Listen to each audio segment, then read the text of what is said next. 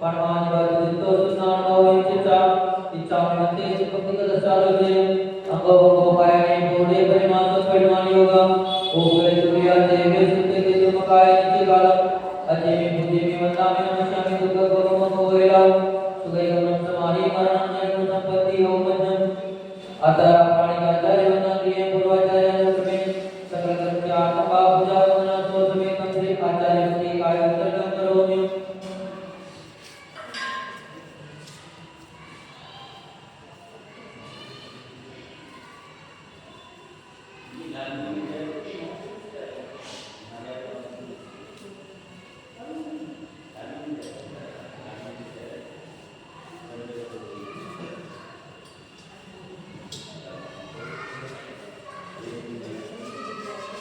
Sudargya Sopani Bhavana Prikritya Sudarita Bodhidyo Namo Gurubhyo Gunagurubhya Sakti Saguntamake Panchavi Acharya Saranam Karse Shishyanam Gurumne Samari Nishkase Guru Bhakti Sanjamani Atar Shishraj Sayanam Guru Shyanati Ashrakamam Jaranayanamakayati Eki Pramantro Nirta Vyanati Udrakulam Sattarma Pirputu Bodhanana Kadutiya Sadhya Chitta Pravarana Prarana Chittarte Jyotika Moksha Dwara Kapata Kapata Pilantuam Sadhva Dvapastano Nityam Jnana Darshanayika Charagram Gopika Moksha Marga Purishika Ichhamute Ayurveda Salute Samnam Sambanna Sannamata Jankara Panchaviya Chanalayan Ayaradi Pranava Deshiyan Vajjayan Tiran Prapalanyan Tabasaram Chanchikalam Ajemi Bhujemi Vandami Namasyami Dukha Gurukam Yovaila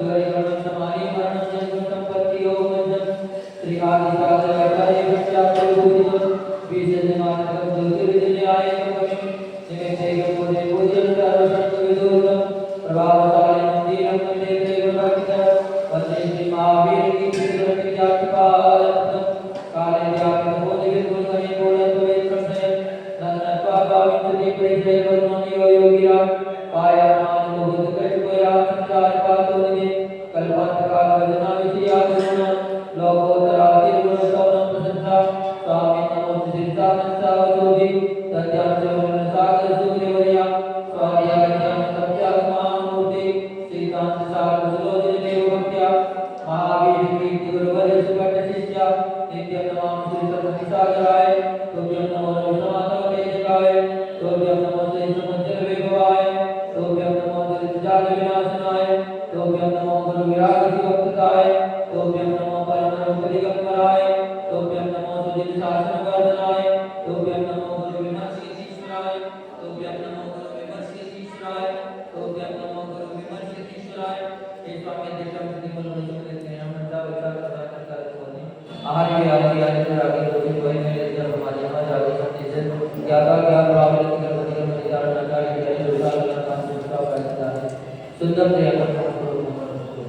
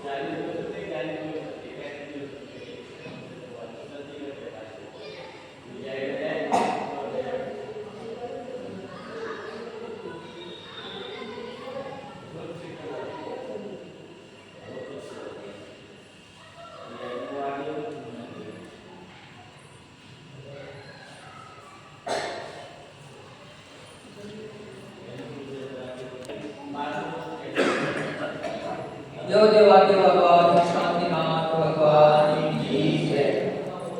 परम पूज्य राजयोग समाचार्य श्री विमल सागर जी महाराज की जय। बोलिए श्री विश्वचार्य जी महाराज की जय। बोलिए श्री विश्वचार्य जी महाराज की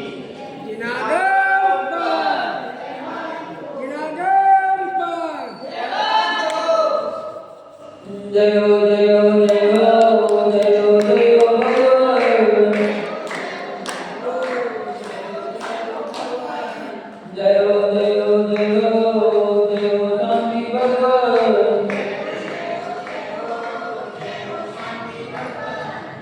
जय हो जय हो जय हो जय हो पार्षद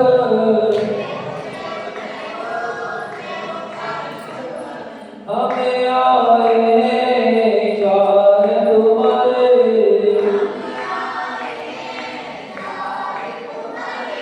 दे दो प्रभु जी हमको सहारे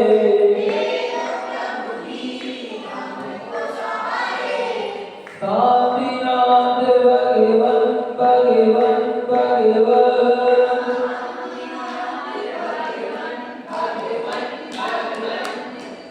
जय हो जय हो जय हो जय हो जय हो भगवन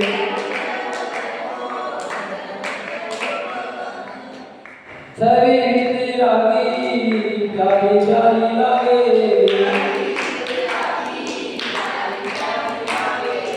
दर्द जो पाया तने भाग जागे चरणों करो नमन नमन नमन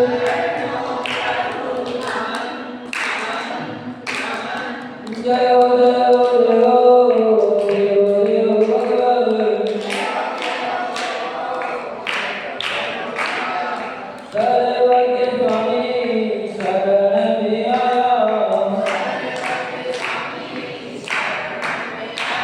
कहीं न मिला जो वह सुख पाया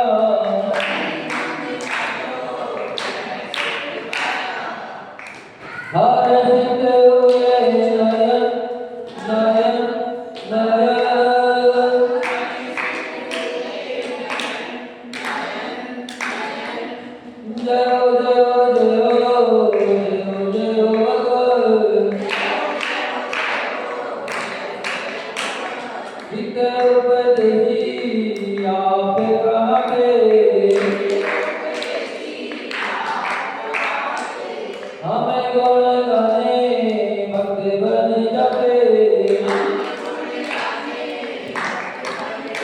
छोड़ो न अब चरण चरण चरण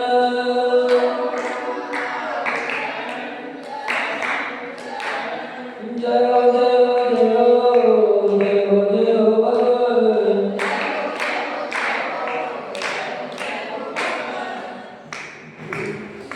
आर जी के बाबा कहते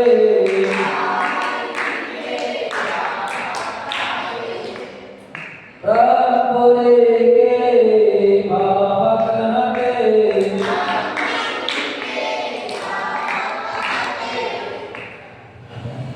यक्ष यक्षिणी भी को नवाते जुगते हैं मुनिगण मुनिगण मुनिगण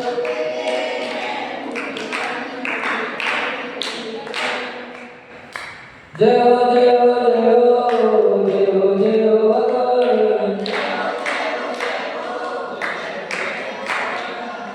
दुखिया कोई द्वार पे आए हंसता हुआ ही द्वार पे आए रखता हो पावन पावन पावन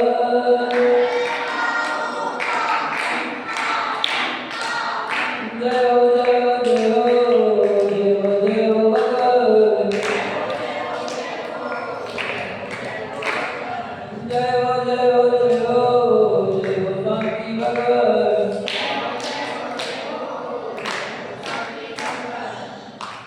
जो देवादेव भगवान श्री चिंतामणि पारिनाथ भगवान परम पूज्य राजयोग विश्वनाचार्य गुरुदेव विमल सागर जी महाराज की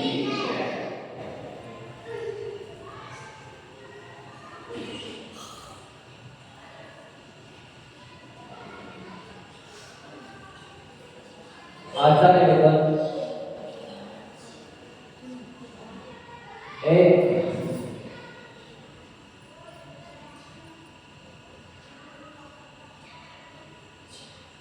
बात बता रहे हैं कि लकीर का प्रतीक कभी उन्नति को प्राप्त नहीं होता भाई का जो लकीर के फकीर हो जाते हैं वो कभी भी अपनी उन्नति नहीं कर पाते। एक परम प्रकार की यात्रा धर्म मार्ग की यात्रा में तो विवेक से काम है। धर्म मार्ग की जो यात्रा करते हैं उसमें बड़ा विवेक होना चाहिए। घर की यात्रा संसार की यात्रा तो अविवेक से भी चल सकती है। संसार की होती तो एक पागल पुरुष भी कर सकता है, जिसके अंदर बिल्कुल ज्ञान के नाम जो बिल्कुल ही पागल हो गया हो वो भी संसार की होती है, क्योंकि ऐसा साक्षात देखा है। हमारे गांव में एक व्यक्ति था, वो आगे पागल हो गया और उसके नाम से जमीन जायदाद बहुत सारी आगे तो गया हो, पर परिवार में उसके कोई रिश्तेदार थे, परिवार जल्दी थे, पर नाम से उन्हें की सारी जमीन। वो ऐसा व्यक्ति था कि एक बीड़ी भी अगर उसको पीनी है तो किसी न किसी दुकानदार को मांगता था और बीड़ी देता था, पी लेता था। पर जब धीरे धीरे जानकारी मिली कि ये तो बहुत धनवान व्यक्ति है, इसके पास किसी बात की कोई कमी नहीं है, अगर ये घर में राजा की तरह रहे तभी नौकरी की सेवा करेंगे। खेती होती है, खेती में तो हर साल हो सकता है जब तो एक साल काम में ले गया दूसरे साल चला जाएगा, नहीं खेती तो हर साल हर सीजन में कुछ न कुछ फसल आएगा, तो उनको फसल की बढ़िया होगी। पर फिर भी वो एक बीवी किसी से मांग के पीता था कि नहीं हम देखते नहीं। पर जैसे ही जानकारी मिली तो वाकई फेमस था पागल, तो उसकी तरफ फिर हम क्या करते थे कि हमारे पास जाते थे वो लोग, तो एक डायरी और पेन उसकी तरफ खिंचा देते थे काय के लिए इस पे साइन कर दो, पर वो व्यक्ति किसी का उस पे साइन नहीं करता। ये नाम लेते हुए वो बीड़ी भी नहीं लेता था और सीधा सीधा दुकान पे आगे बढ़ जाता था। फिर थोड़े दिन बाद एक व्यक्ति और हुआ, वो भी किसी कारण से पागल हो गया, टेंशन में आ जाता है कि लोगों को पागल हो जाता है, पर धीरे धीरे उसका इलाज कराया तो सही भी हो गया। फिर हमारे जैसे लोग मिले तो हम लोगों ने की कि भैया अब तो तुम सही हो गए, अब तो तुम काम कमाई कर सकते हो और अपना गुजर बसर कर सकते हो। तो उन्होंने क्या जवाब दिया हमें, हम भी सुन के हाथ पड़ गए। उसने कहा कि हम अगर काम करने लग जाएंगे तो फिर विवेक में कौन देगा? हाँ ठीक है, आराम से मिल रही है, हमें कुछ करने की जरूरत भी नहीं है। तो पागल में भी संसार चलावे तो कला है, उनके भी बच्चे हो जाते हैं, उनके सारा परिवार चलता है, तो संसार चलाने में कोई मेहनत नहीं है। संसार तो सहज में चलता है, संसार की गति तो हर कोई कर लेता है, पर धर्म मार्ग की यात्रा में तो विवेक से काम ले। अगर धर्म मार्ग की यात्रा में विवेक नहीं रखा तो ऊंचे पद से भी तो निश्चित ही नीचे गिर जाएगा। महान होते हुए भी तेरी गिनती कितने आ जाएगी, पागलों में आ जाएगी। तो धर्म मार्ग को करना बड़ा इसीलिए करते हैं, जबकि आप लोग अगर सोचो तो धर्म मार्ग कठिन है तो वाकई में धर्म मार्ग कठिन है, पर आपने धर्म मार्ग का रसी नहीं किया तो वह गाँव आखिर का बंदर क्या जाने अदरक का स्वाद। हाँ बंदर ने कभी अदरक खाई नहीं है तो उसका स्वाद क्या जाने, अब जिसने वो खा ली तो उसका स्वाद जानते हैं। हमने धर्म का रस पी लिया तो हमें लग रहा है कि इससे ज़्यादा सरल कोई चीज नहीं है, और आपने जब इसका स्वाद नहीं लिया तो आपको लग रही है कि इसी जगह कोई काम नहीं, जबकि ये भी नहीं कि हमारे अंदर होना हो। पंचम काल में ये विशाल नहीं है, कई बड़े बड़े विद्यासागर पूरी कर रहे हैं और क्या कुछ ये तो बहुत धर्मी प्रस्ताव में जाते हैं ना, मेघनाथ में जाते हैं, पर उस मोह होते हुए भी बात को जानते हैं कि अगर हम मोह बढ़ेंगे तब करते चलेगा, उसकी समझ आ गई, ज्ञान हो गया तो व्यक्ति फिर समझ जाता है। और आपको भी चीज जानते हैं कि यह महीने के रस में गिराने वाला है, आपको उसने बुद्धि आ रही है। यदि तू लकड़ी का फकीर बना रहा तो स्वयं तो तू डूबेगा नहीं, संगी साथियों को भी डुबो देगा। जल में खींची गई रेखा की तरह वर्ताकर्म की तेरी क्रिया फलकारक नहीं, मोक्ष की साधक नहीं। सदा और विवेक पूर्वक मार्ग पर चलने से ही लक्ष्य प्राप्त होगा, लक्ष्य जब भी मिलेगा। तो श्रद्धा भी पूरी होनी चाहिए, विवेक भी पूरा होना चाहिए और दृढ़ होना चाहिए। अगर लक्ष्य बन गया तो एक भी कार्य ऐसा नहीं है जिसको इंसान नहीं कर सकता, चाहे उसके अंदर कितनी भी परेशानी हो, क्योंकि परेशानियों को जीतने वाला इंसान है। इंसान ने क्या बना ली? हवाई जहाज इंसान ने तैयार किया, रोबोट इंसान ने तैयार करे जो सारे काम कर रहे हैं, नहीं कर रहे। एक भी काम रोबोट के सामने सारे होगा जो नहीं करते। दुकान चला रहे हैं, सब्जी बना रहे हैं, खाना बना रहे हैं, पढ़ा रहे हैं लोग स्कूल में, हर काम कर रहे हैं, लेकिन फिर वो एक मशीन है, जीव उसमें भी नहीं डाल रहा है। केवल एक ही चीज वैज्ञानिक को बस में नहीं आई, मृत्यु को रोकना और जन्म देना, और सारा काम इंसान ने करना। तो एक भी कार्य नहीं जिसको इंसान न करे, लेकिन होना चाहिए विभाग, दृढ़ता और लक्ष्य। लकीर का फकीर बना रहेगा, अपने आप को पहचान, तेरा हर कदम फकीर की लकीर सिद्ध हो, दूसरों को प्रकाश का सिद्ध हो। जिन मार्ग की साधना में प्राणों की बाजी लगाकर निर्भीकता से तेरे बढ़ते कदम चारित्र के प्रकाश से लोग को जगमगा दें। अगर दृढ़ता आ जाए तो बहुत कम समय में उपलब्धि मिल सकती है इस मार्ग में। इस मार्ग में कभी नुकसान का कोई काम ही नहीं है। जितना भी व्यापार करोगे इस मार्ग में उतने में नफा ही नफा होगा, और आपके मार्ग में जरूरी नहीं कि आपको प्रॉफिट ही हो, नुकसान भी मिल सकता है, पर यहाँ कोई नुकसान का कोई काम ही नहीं है। पर फिर भी होता है जरूरत नफे के काम को कोई करना नहीं चाहते, नुकसान का काम हर कोई करना चाहते हैं। इतना भी अच्छा व्यक्ति हो, वैराग्यवान व्यक्ति भी हो, फिर भी अगर थोड़ी सी कालिमा उस व्यक्ति के अंदर आ गई तो व्यक्ति भी दूसरे व्यक्ति को आगे नहीं बढ़ने देगा। तो हम बस में जा रहे हैं तो तुम भी हमारे साथ ही चल, तो आगे क्यों नहीं चल रहा है? और जबकि उसी व्यक्ति ने जब उसके अंदर वैराग्य की रस्में थी तो प्रशांत भी दिया था, क्या चल हम भी तुम्हारे साथ हैं। वही व्यक्ति ने कहा था 4 दिन पहले कि हम तुम्हारे साथ हैं, और आज 4 दिन बाद वही व्यक्ति कह रहा है कि ये हमारा ठीक नहीं है। क्यों? हम उलझ गए, तुम क्यों समझ रहे हो? कम से कम हम उलझ गए तो तुम भी उलझे रहो।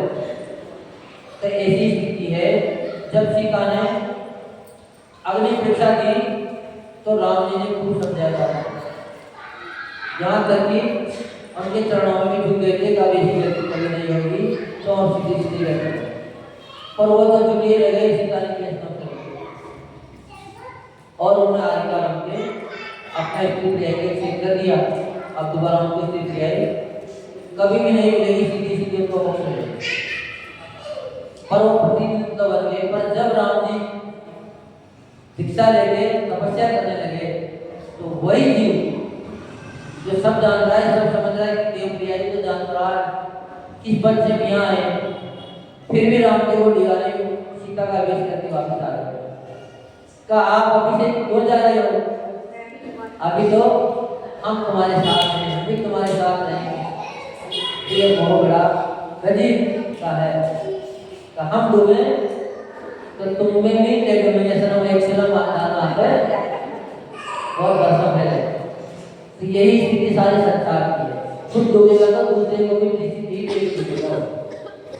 तो जब अपने को पता लग जाए कि ये व्यक्ति डुबाने वाला है तो फिर उससे दूरी बढ़ा लेना चाहिए, पर लकीर के फकीर नहीं होना चाहिए। जो लकीर के फकीर हो जाते हैं उनका फिर कभी भी इस संसार से उद्धार नहीं हो सकता, क्योंकि साहब की आग जलाती है तन और मन को। साहब जब बढ़ता है तो तन भी जलता है और मन भी जलता है, पर अगर साहब मिट जाए तो न तन जलेगा न मन जलेगा, वो बिल्कुल सीधा ऊर्ध्वगमन को प्राप्त हो जाएगा। पर प्राणी दिन रात इच्छाओं के गर्भ में डूबता जाता है। इच्छा दिन रात बढ़ती जाती है, जितनी भी उसको तरक्की करो, जितनी जितनी अपने को शांत करते जाएंगे उतनी उतनी बढ़ती जाएगी। पर भगवान नारद स्वामी कहते हैं कि अगर इच्छा को जीतना है तो पूर्ति करना बंद कर दो, त्याग करना शुरू कर दो, आपकी इच्छा की पूर्ति हो जाएगी, इच्छा ही हो जाएगी। इसलिए सबसे गहन चिंतन जेल दशरथ का माना जाता है। गौतम बुद्ध ने भी इच्छाओं की पूर्ति करने के लिए भी, पर उन्होंने क्या कही कि इच्छा की पूर्ति कर दो तुम्हारी इच्छा रुक जाएगी, जबकि कभी इच्छा की पूर्ति करने की इच्छा रुक जाएगी। जितनी जितनी इच्छा पूर्ति करते जाएंगे उतनी इच्छा बढ़ती चली जाएगी। चाहे कैसा भी क्षेत्र हो, किसी भी प्रकार की इच्छा हो, इच्छाएं अनेक प्रकार की, पर एक भी इच्छा पूर्ति करनी चाहिए। तो इसीलिए इसमें कह दिया गया है आचार्यों ने कि जितनी अपनी इच्छा पूर्ति करेंगे उतनी अपनी लोकप्रियता बढ़ती जाएगी, प्यास बढ़ती जाएगी, शांति दूर होती जाएगी। तो अपनी इच्छाओं को शांत करते जाओ, सारी चीजें जो कही आपको सुलभ हो जाएगी, सुलभ मिलने लग जाएगी। और जिस दिन फिर आप अनुकूल परिस्थिति में आ जाओगे तो झुकना सीख जाओगे, फिर आप कभी भी लकीर के बंधे नहीं रहोगे। तो इसीलिए अपने को समझौता करके आगे बढ़ना चाहिए, पर कभी भी अपने बात पर अड़ना नहीं चाहिए, क्योंकि किसी अपेक्षा से आपकी बात भी सही है और किसी से अपेक्षा से दूसरा व्यक्ति कह रहा है उसकी बात भी सही है। एकांत में चले जाएंगे तो बुरा हो जाएगा, और अनेकांत के अगर अपेक्षा से उसका फल ढूंढ लेंगे तो किसी के अपन पार हो जाएंगे। तो आचार्य कभी भी लकीर के फकीर मत हो, क्योंकि लकीर के फकीर व्यक्ति कभी भी आगे नहीं बढ़ पाएगा। ऐसा एक अनुकूल प्रकाश बढ़े जिसके आलोक में दूर कहीं अजानी गतियों में भटकते प्राणियों को आत्म कल्याण की राह मिल सके और वे उस राह में बढ़कर स्व का कल्याण करते हुए संतोष की सांस ले सकें। इसलिए यह आत्म परंपरागत त्रुटिपूर्ण आचरण मध्य दोनों से पूछे हैं जो विवेक की घात तरासा जा चुका है।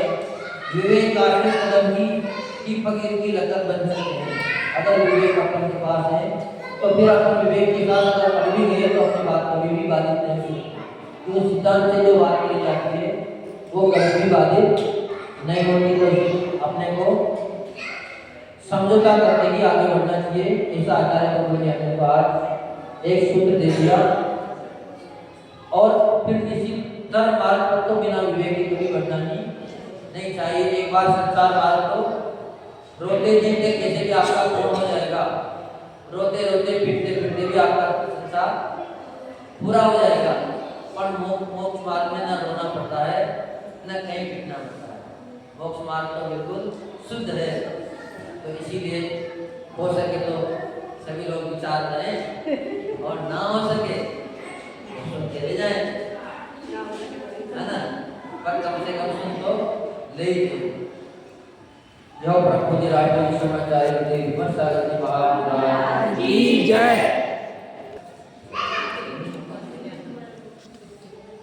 श्रुत केवलिय मुनिराज होते हैं, उनके कौन सा ज्ञान होता है? एक ही आप एक और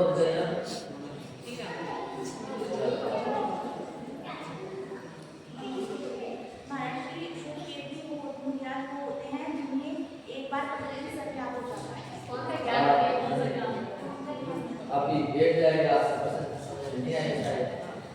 श्रुत केवली को कौन सा ज्ञान होता है? क्या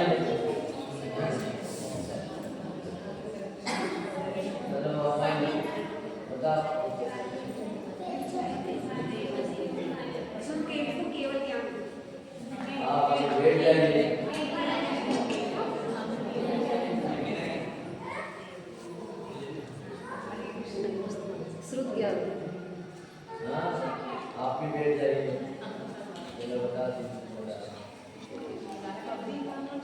आप भी बैठ जाइए। थोड़ा चाहे तो बहुत बता दीजिए, किसी न किसी का सही मिल जाएगा। चलो हाँ, आप भी बैठ जाइए। आपको बता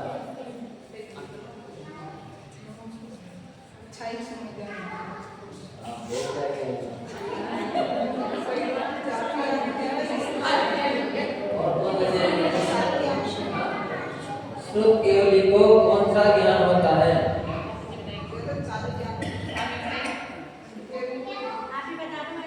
हाँ? हम बता रहे हैं। श्रुत केवली को परोक्ष ज्ञान होता है और ना उनको भी ज्ञान होता है। उनको सीधा से ये लगा लो तो शुद्ध केवली कह रहे हैं तो परोक्ष ही होगा।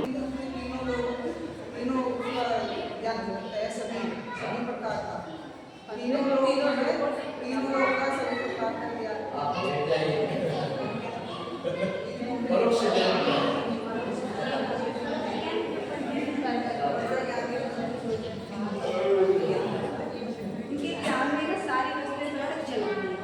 आप बैठ जाइए।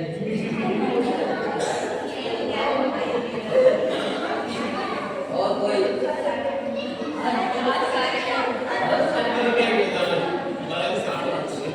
वो तो सामने नहीं बैठ नहीं और बताइए। चलो बता रहे हैं जी, आपने बता दिया होगा। प्रत्यक्ष क्या कहलाता है? सामने हो। परोक्ष क्या कहलाता है? सामने ना हो, यहाँ से कहीं पीछे का ही और आगे का ही जानना, उसे परोक्ष कहते हैं। तो जो निमित्त ज्ञानियों को होता है, अब मान लो जैसे हम अब केवलियों को जाने या भगवान वो भी एक ही होता है। हाँ, आदिशाली जयंती पर आज भी एक ही होता है। आदिनाथ भगवान ने ब्राह्मी को कौन सी शिक्षा दी थी?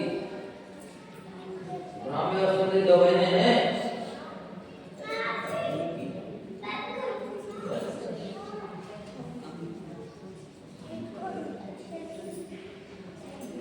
ये तो हमें पता है। एक तो चलो ठीक है अंकित दो बता दो नहीं पर अंदाजे से बात करते हैं। जिसके बिना आए ज्ञान तीन जगत में ना सम्मान महा ऊर्जा जिससे मिलती जिसके बिन तकदीर नहीं मिलती। क्या है? जिसके बिना आए ज्ञान तीन जगत में ना सम्मान महा ऊर्जा जिससे मिलती जिसके बिन तकदीर नहीं मिलती। बहुत सरल प्रश्न है।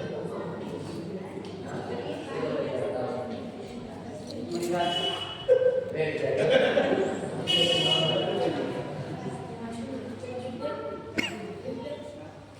विद्या किससे आती है?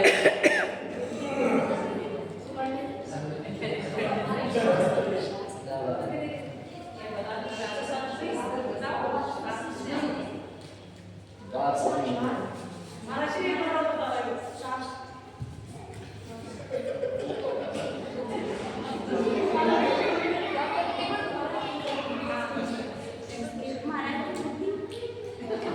इसके बिना आए ज्ञान ये जगत में ना सम्मान विनय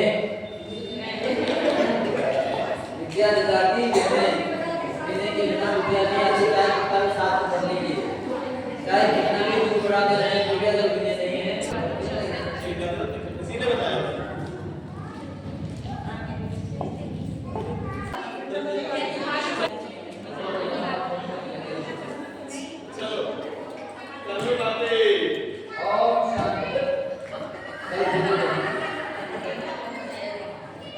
अपने घर को देख बारे सुख का जहाँ खजाना है। क्यों पर में सुख खोज रहा क्यों पड़ेगा दीवाना है। अपने घर को देख बारे सुख का जहाँ खजाना है। ये माटी के खेल खिलौने माटी तन की रानी है। माटी का तन माटी का मन माटी की राजधानी है। के पुतले तेरा तो माटी धरा भी सोनाए क्यों पर मैं तुझको